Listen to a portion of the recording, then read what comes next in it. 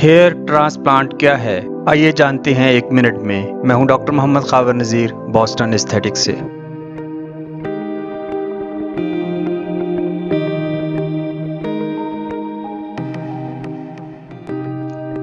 FUE या follicular unit excision में सबसे पहले हेयर लाइन को डिज़ाइन किया जाता है,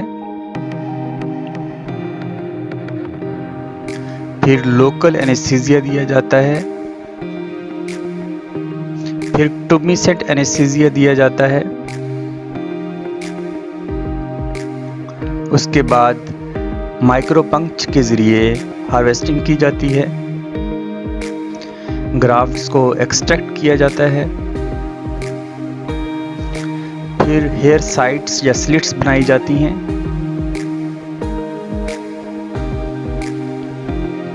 फिर बालों को प्लेस किया जाता है उन स्लिट्स में जिनको बनाया गया होता है।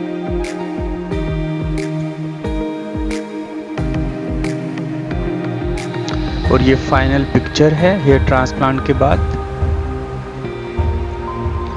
आमतौर पर 6 महीने से 1 साल लगता है रिजल्ट्स आने में।